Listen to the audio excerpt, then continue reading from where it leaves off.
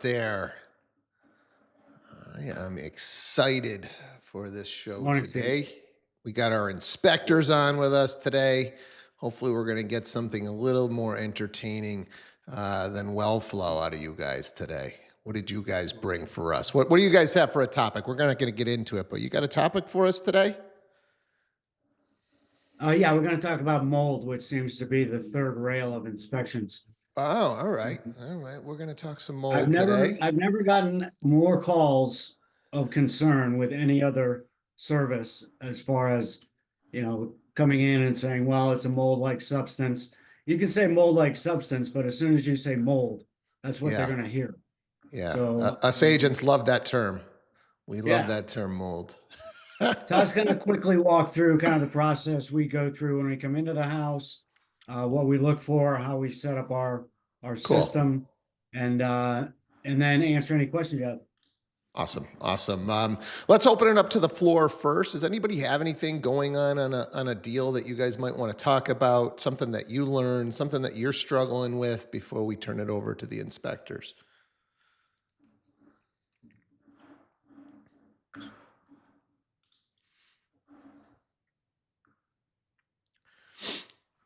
I did want to share a little clip that I've seen this one before, but I came across one of the podcasts that I was listening to, and I think it's really important. And it's regarding focus.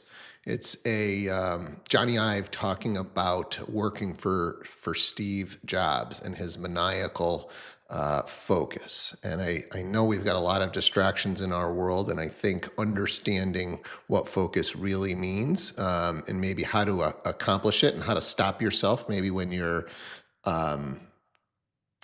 in a position where you might lose that focus is really important. So let me play this clip and and then we will turn it over to our inspectors. This sounds really simplistic, but it still shocks me how few people actually practice this. And it's a struggle to practice, but is this issue of focus. Steve was the most remarkably focused person I've ever met in my life. And the thing with focus is it's not sort of like this thing you aspire to or you decide on Monday, you know what, I'm going to be focused. It is every minute why are we talking about this? This is what we're working on. You can achieve so much when you truly focus. And one of the things that Steve would say, because I think he was concerned that I wasn't, he would say, how many things have you said no to? And I would, honestly, I would have these sacrificial things, because I wanted to be very honest about it, and so I say, oh, I said no to this, and no to that. And he knew that I wasn't vaguely interested in doing those things anyway. So there was no real sacrifice.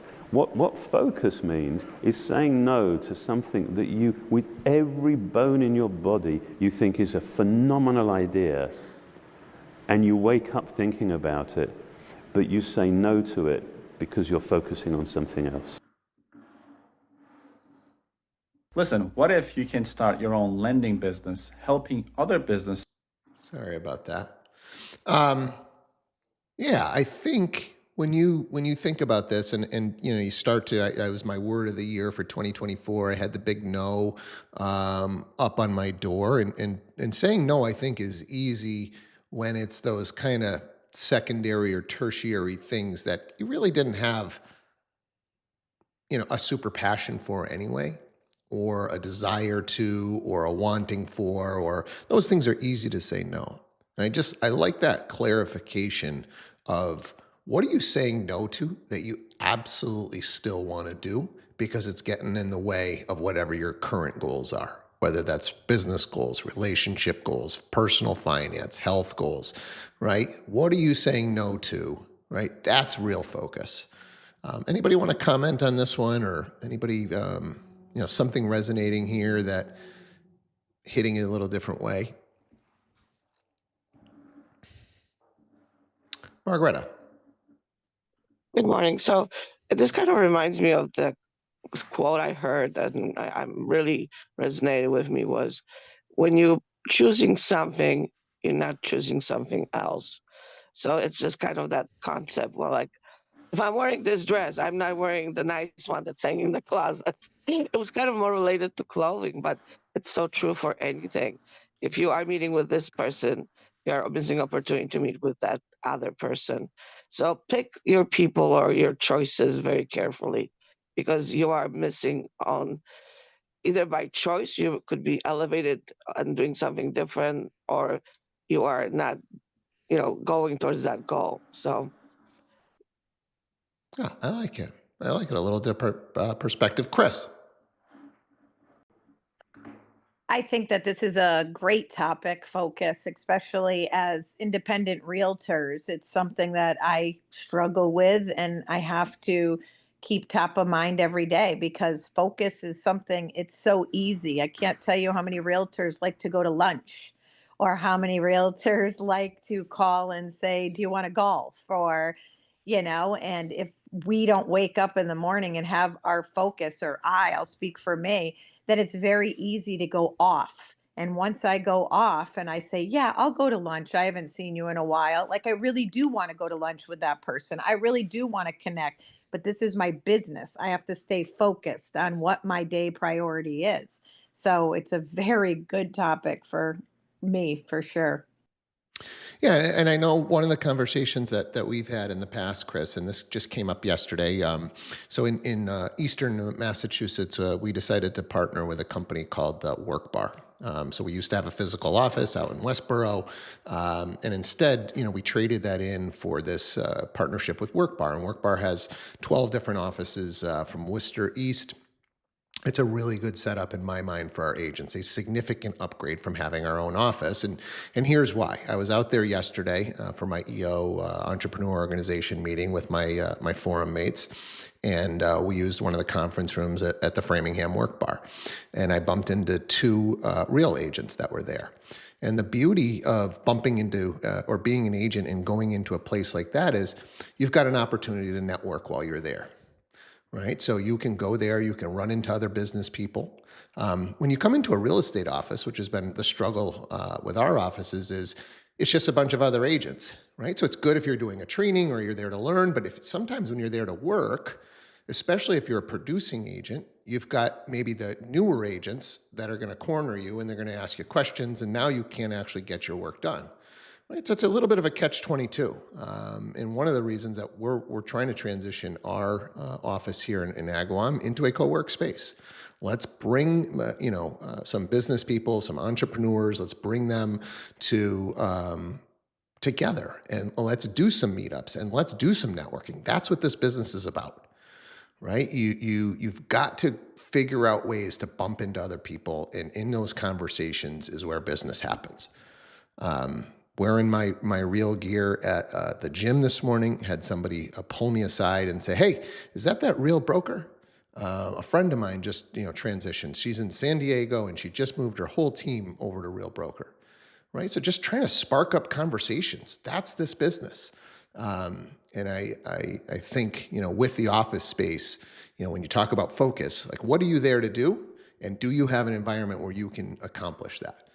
Right? And so if you're going to the office to generate business, great. If you're going to the office to do business, then you've got to have a space where you can do business, where you can put your head down, and maybe you got a sign that says, "Hey, prospecting, don't bother me," or you got headphones on that it's very clear that you're trying to get your work done. So it's a balance, but I think this is something that as an agent you really got to nail.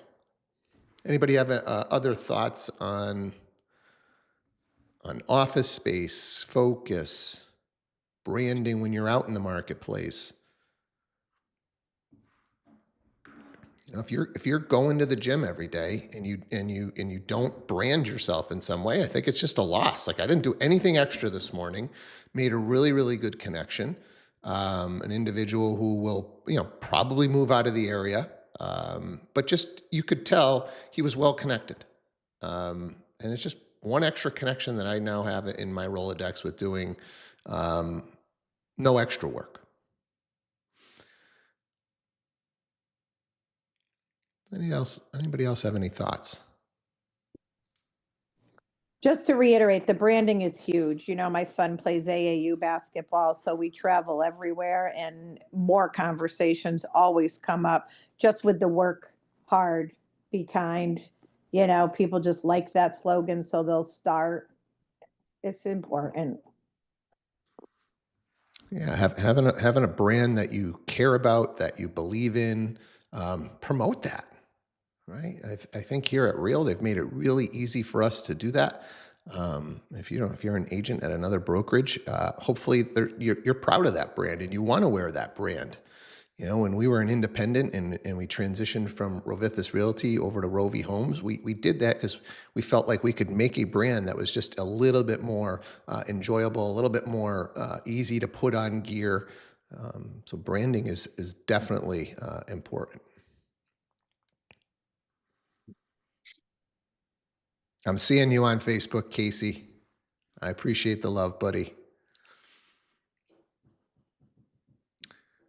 All right. If nobody else has anything on this topic, let's turn it over to our inspectors and let's talk some mold.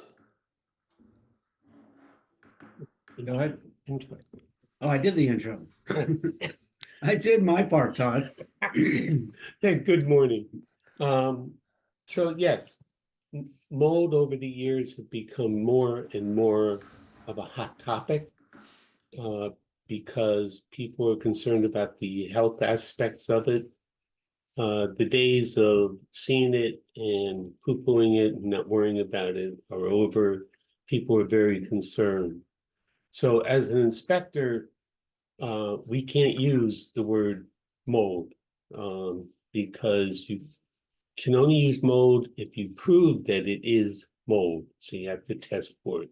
So we use apparent mold, organic growth, noted, that sort of thing. But we can't actually say it is mold without testing it. What we do when we are asked to test for it, and the inspectors at Sherwood, most of us are accredited and certified mold inspectors. So if we want to do a mold or the client asks us to do a mold test, we will do so, and we can do it on site. And the process is typically it's 3 tests. One is your control test, that you just get an understanding of what's in the air around it at that particular time. And then we do 2 samples in the house. We can do the attic or the master bedroom is the typical one in the upper stories, and the basement. And that's just your typical, if you see something, then you would test that. But that's your overview of the mold testing. It's we have specialized equipment and it goes out to the lab by overnight courier, and we get the results usually the following day. And because as part of any home inspection, you're always looking for moisture intrusion, you're looking for signs that would create a mold environment. And that's part of your normal inspection.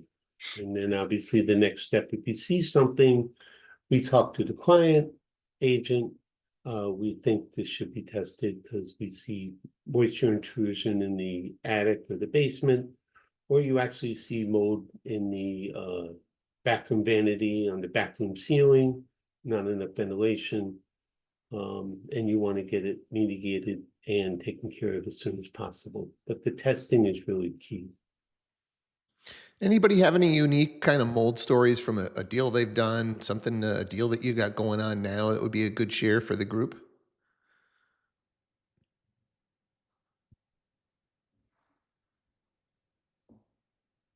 Todd, what's the worst mold building you've seen? Mold infested. I went into a house that was vacant. All the windows were closed. The house was completely buttoned up for more than 2 seasons. Never entered. And there was mold in every single room, everywhere. And within 6 months, the house was basically destroyed. No air circulation, all the humidity in there just created mold growth. And that was the worst one. And they literally, at the end of the day, they ended up basically demoing the house down to the frame and had to redo everything on the interior. And that's in 6 months due to high humidity. KB, I see your hand up. I'm sorry?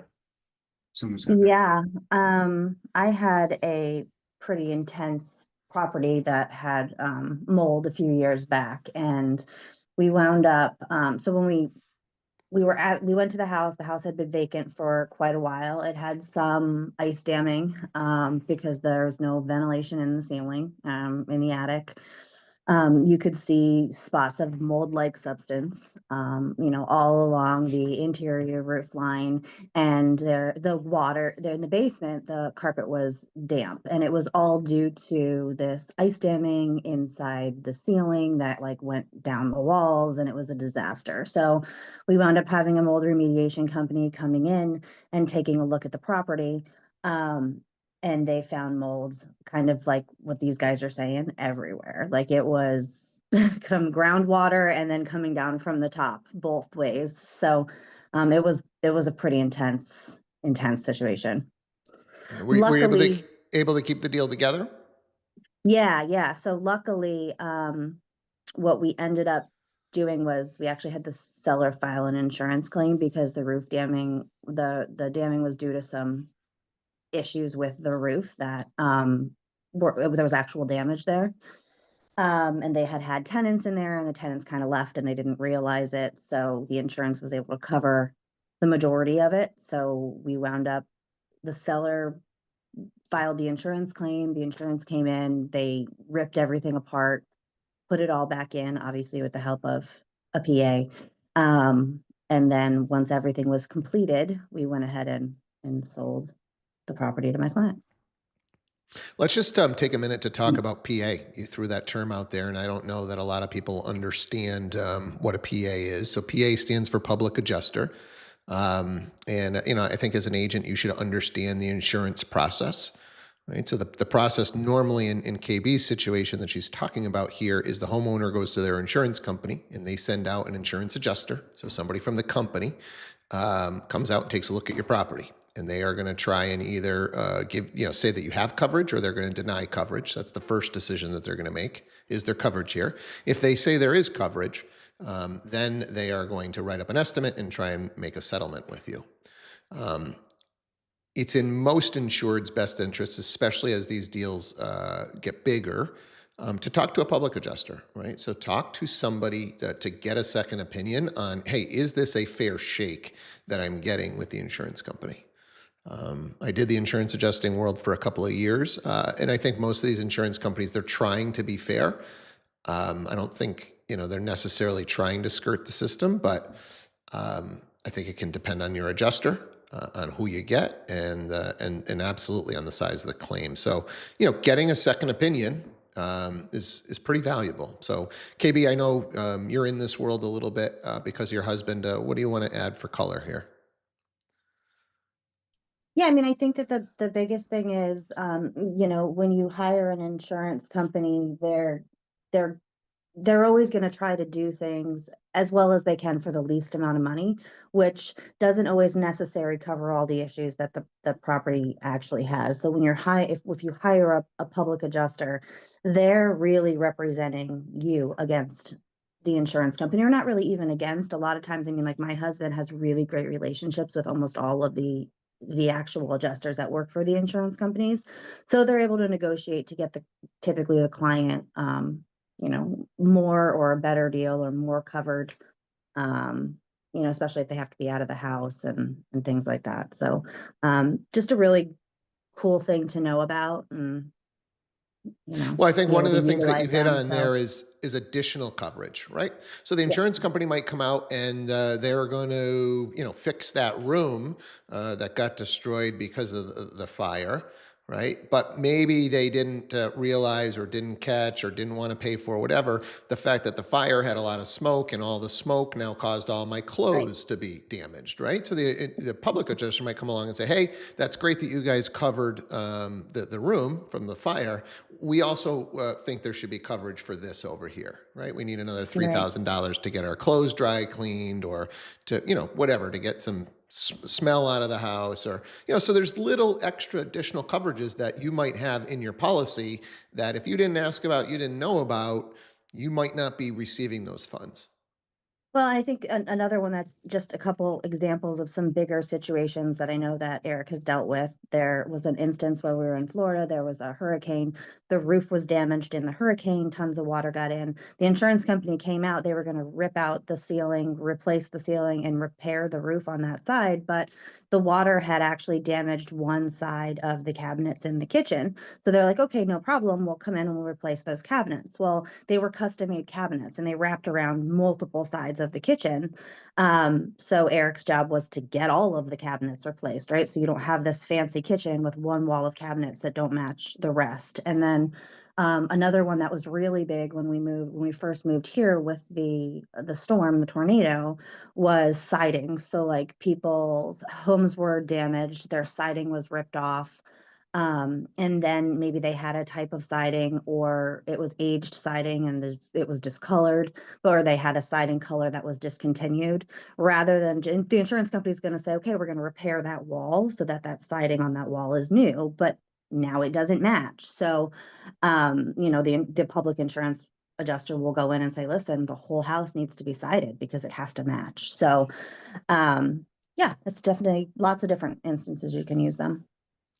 I think we should do a guest. So why don't you I'll talk get to 'em on. Eric, and let's get Eric I can do on for that. sure. I think we should have him. There's this is definitely a full show. So, Adam.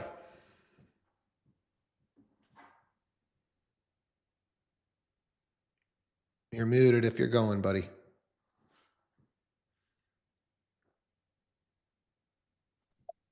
Hey, you just calling me? Yep. Sorry, I was switching from Wi-Fi to cellular. Joe, just back to the mold situation. I was looking at a house yesterday in Springfield, and like in the living room, there was a little bit of mold on the wall, maybe 3 square feet. And then in a bedroom up on the ceiling, there was a little bit of mold, right? So the question really is, I can, right? And if I go and take care, the mold is gone, but I don't know. So just in terms of testing, obviously there's a physical swab that you can go about making sure that, let's just say I address those 2 spots of mold. How do I know that the rest of the house is good at that point? Is there, I know there's a machine that you can hook up. I've seen it has like tubes attached to it. Does it test each room? Does it test just general? If I just want to make sure when I'm reselling the house, because people are going to see the old photos with a bunch of mold, I want to say, hey, we've taken care of this. How does it actually test? And then what is the cost associated with that? Okay, so when we do mold testing, yes, you are correct. We do swabs, surface tests.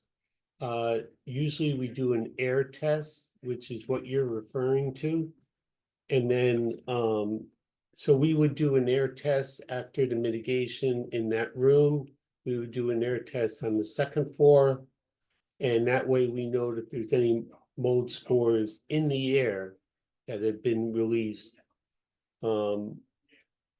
It's really important in this case to find out why is there mold there, and it sounds like moisture intrusion from the roof, because if it's going to the second floor and then down to the living room, that's my biggest issue.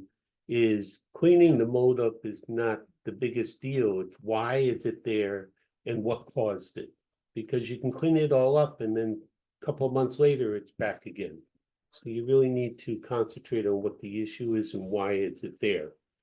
To answer your original question, yes, air testing throughout the house will make sure that there's no spores in the air. And what are we talking cost-wise? So the average mold test is $495 for a complete mold test for the house. And that includes 3 samples. If there's additional samples needed, we charge $75 for every additional samples. And remember, everything has to go to the lab, be tested. That's why the extra cost for the extra samples. And then are you guys, when you're doing air quality, are you doing anything to test the quality of the air outside the home and then compare it to inside the home, right? Because if I do an air quality inside and I've got a little bit of mold, I mean, that could just be like that area has mold. I don't know, like there's just mold in the air. So how does that part work? So when we do mold testing, there's a control sample, which is what you're referring to, because mold changes by hour, by day. So we can take the mold sample outside the house within 10 feet of the house, not undercover, and that's our control sample. So just to throw numbers out, if it's a 500 level outside and inside is less than 500 or 500 to 700, that's all within the normal range. But if you have something where inside is 2000 and outside is 500, okay, now you definitely have a mold issue.